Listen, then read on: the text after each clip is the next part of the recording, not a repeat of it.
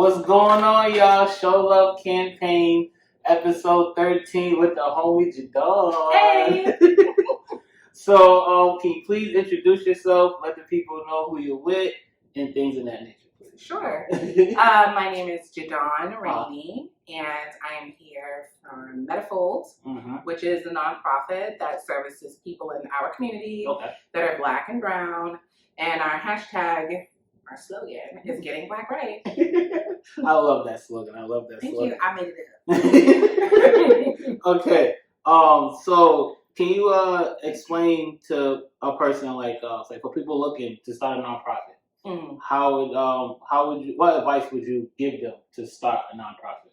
I think that if you're trying to garner any type of revenue, that you should really steer towards getting a LLC and then get a nonprofit. Because a nonprofit there's no ownership and there's no actual money to be made for you. It is for something. Okay. So if you're going to get that started, you can just go ahead, do the basic things. Like make sure you have a good catchy name, one that people haven't used, that you're able to, like, whatever you want your hashtag to be is available, that you're able to get things copywritten. You just want to kind of like go down like a general list of things. And I would say it's about $1,500, maybe $2,000. That might be on the higher end, but to get all your ducks in a row is what I paid to get what we pay. It's not just my business to get it going. That's what I would recommend. But I honestly would not recommend someone starting a nonprofit if you're trying to have any kind of revenue for you. Yeah, that makes sense. Okay, so I know you explained to me, but let the people know like who else is in this business with you. Sure. Yeah, so our business is a family business. So it's I call her my sister cousin. She's my first cousin. Her name's Ahiana Spencer. Yeah. And then my other cousin, his name is Steven, and he's like my cousin brother. Okay. And so there's Steven. So we're the three main founders of this business. Okay. Nice. That's what's up, man. Oh, well, from what you explained earlier, it just seems like it's a lot going on that you guys have. And I like the fact what you're doing, try to do for the community to help people out and stuff in that nature. Because it's like what I do with my Show Love campaign is I have a purpose for my campaign, which is basically show love, give love, spread love. That's basically the three slogans that I normally use. You can use either one. Where I started off just by basically just giving out shout outs to people who like either just single people, or couples or whatever, or anybody who DM me. That's and so stuff nice. in that nature. And then that's when I started try to go up and try to give shout outs to people who were like starting businesses or now trying to get the word out to my people who are doing good and like Boston or anything like that. So, because I know we don't get enough shine like that. And people, for some reason, as being one of the major cities in the U.S., we get overlooked a lot. We do. That's gonna stop though. Yeah, we're here to stop it. That's gonna stop. So what would you? I'm trying to say, what does the future look like for Metafold? Like, what do you guys have planned to for the future? Yeah, so we want to kind of get ourselves established so that we're able to have large functions, like galas, things for people to come to within the community, maybe to experience things that people haven't experienced before, but with a cause behind it for people within our community. So someone needs to start a business and maybe they don't have the funds. We'd like to be able to help them fundraise. We'd like to be able to teach people how to fundraise. We'd like to be able to teach people how to navigate the workspace. We'd like to be able to teach Black education. And, our hope is, and, we've started this, is to work with partner in places that the community that already exists within our community, like the Y or the Boys and Girls Club, or for us to we want to really bridge some gaps with the METCO system, which is sad to say, very similar to modern day busing, right? So for those of you that don't know, METCO is a program that pretty much buses Boston public school students to the suburbs so that they can get a better education. And so that means that many kids that look like me or you are now put in a space where they are one of few. And so there isn't the shorthand for them. And, you know, we want to just assist, and like they're seeing so much of other people and not themselves that it would be helpful to be able to teach a class about where they come from. Mm-hmm. That'd be dope.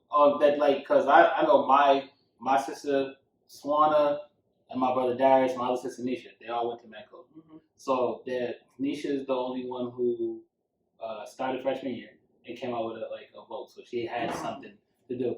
But my sister Swan and Darius, they started school with me, City on the Hill, but then they went there and they didn't really finish, but they finished what they could. Mm-hmm. It's tough. It is tough, but can you enlighten my audience about how you guys started and the reason why you started medical? Yep. We talked about this a little bit earlier, but I think I should go back a little further so that this makes sense. Yes, please. Okay, so my mom is from the South, and my dad is Italian and Black, and Irish. So his mom is like an Irish woman, and he grew up at a time where, like, you know, you just weren't going to have someone who looked Black with you, even if you were interracial, especially if your mother's white. And so my mom ends up marrying my dad. Boom, my sister and I come. And my mom felt that it was necessary to teach my sister and I about Black history. So we learned about all things Black when we were young. Like Malcolm X, Mandela, Martin Luther King were just a few.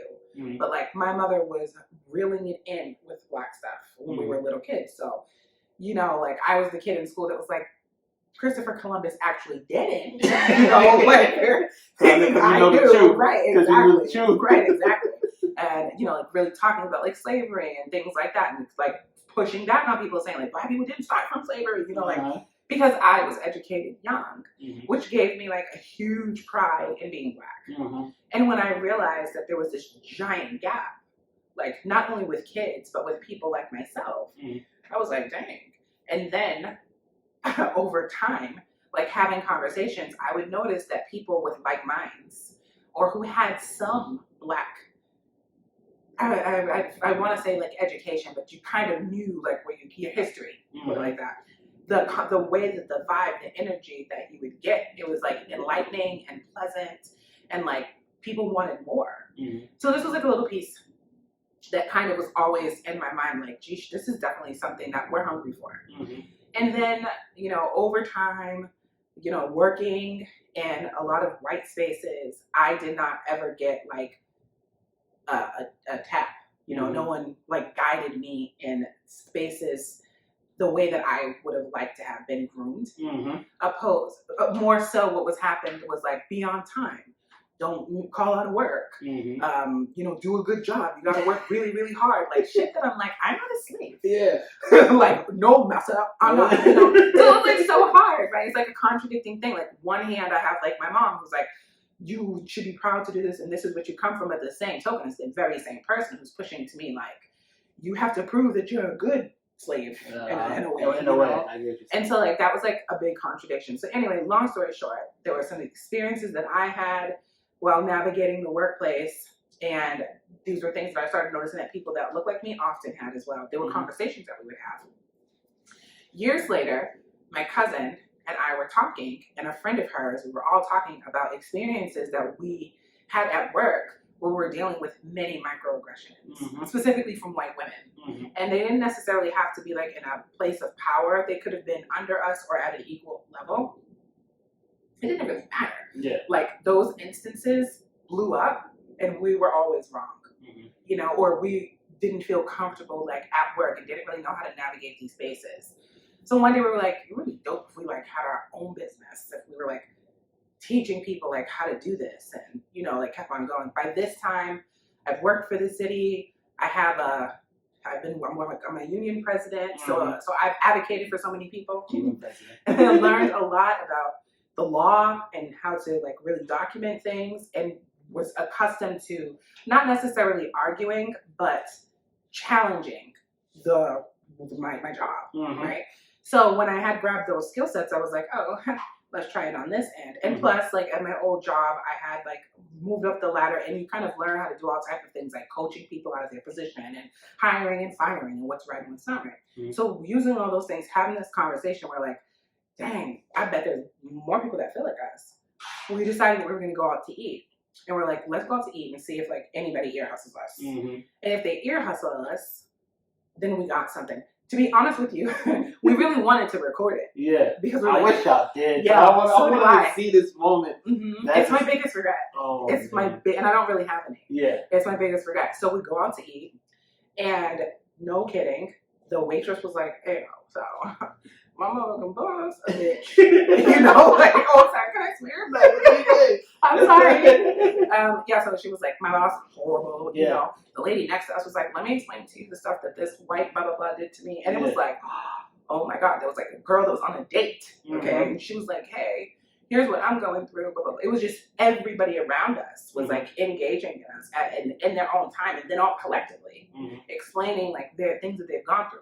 When we left there, we were feeling like empowered, but it was mixed emotion because we felt horrible to know that like our sisters were struggling too. Like this is an actual thing, so much so that we couldn't even go to dinner and not have like our perimeter affected. So we were like, we need to get out here and teach people something, what it was we struggled with. And so now we're like a smorgasbord of all things to assist in getting Black right. That's dope. That's dope. As far as just piggybacking off of how you guys started, as far as being women of color, what is how would you want to impact them, like women of color, as far as just through that story? To me, that's impactful enough.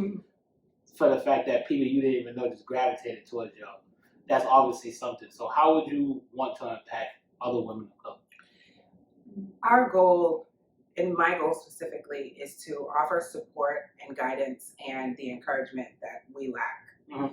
So if someone's struggling with something or just questions it, we want to be able to be there to assist someone to be the best them. Okay. Without apologizing for who we are in any capacity. So that's really the bottom line. Okay, that's what's up, man. I just have maybe a couple more questions. Just intrigued. I'm just like, could you tell me a story where the community was impacted by metaphor, as far as anything that you've done that they? I would say that maybe the most impactful thing that we did would be our toy drives. So our first toy drive that we did was in the height of COVID. And it was a struggle because like we were so new that we didn't have much funds and we had to really get down and like get it together. But we have this like slogan and like a mindset where we believe that if we assist our backyard first, then that will like branch off, right? So like this is gonna sound kind of silly, but have you ever in your life like known someone that worked at a place and they stole from their job and made it like a come up? I'm serious. Like, you know you do because you're laughing. Okay. So we're not going to say yes. Yeah. But let's say it's something that's true, right? Yeah. If that person was taking care of that work, they're not going to steal. True. So if we take care of who we need to take care of, no one will feel slighted. That's true. And then they will feel empowered to know that someone's got their back and kind of keep it moving. Yeah. So like we believe in starting in your backyard. So like I can't go help Tanisha if my cousin's hungry. Like she's hungry. I know her. You know what I mean? Like we need to feed Tanisha and her. But she's getting fed first. Then we're gonna take care of Tanisha. So we work on like doing things within our backyard, and we started to do that because we knew people who were struggling and said, "Hey, we can assist with this." And that's exactly what happened. The next year, those people were up. It was like we can donate. We can get the word out. We can do this. And it was crazy. Like Revent Space, like you mentioned, had offered their space. Shout out to Revent Space. Shout out to Revent Space. They offered their space. We just had like the Boston police decided they were going to like donate like Intimins and bread. So like they decided to do that. We had like turkeys that were donated. We had roasts that were donated from companies that knew what we were doing.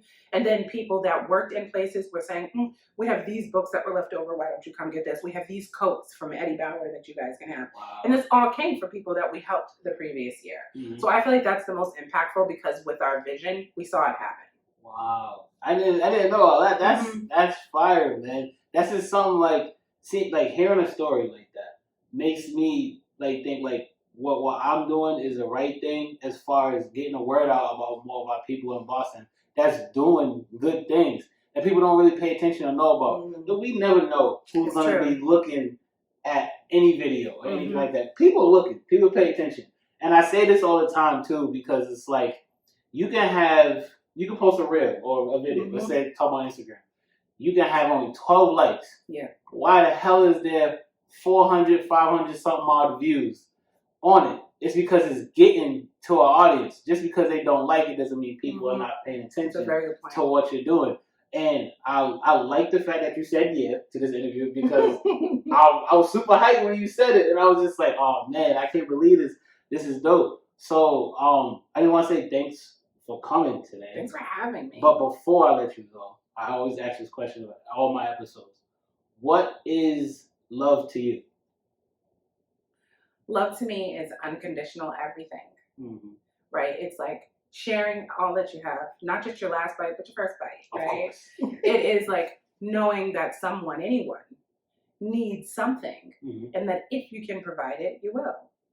Because I believe that love is like, I know it's going to sound so corny, but I really think that not everyone really knows how to receive love, and that's tough. And I also think that so many people sadly haven't had it. So I do believe that like love is almost like a touch of God, right? Like a piece of godliness that He gives to you and teaches you how to see and give to other people. And you can give love so many ways. Yeah. So in a nutshell, that's love.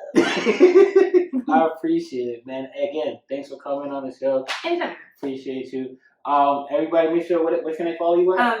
Well, I don't actually have an Instagram. Well, not you, but Metafold. Yeah, so you guys can follow Metafold on Instagram. It's just Metafold, everything Metafold. Okay. Metafold LLC for our website. Just come, look, join. If you need something, hit us an email. We'll see what we can do. Oh man, I'm definitely tagging them in this. Y'all make sure y'all go follow them. Show Love campaign. Y'all already know what it is. Show love, give love, spread love, man. You already know me, man. Yeah, and if this is YouTube, hit that what? Thumbs up. Thumbs up. Subscribe. Share, subscribe. Let's go. Thanks, man. Yeah, for sure.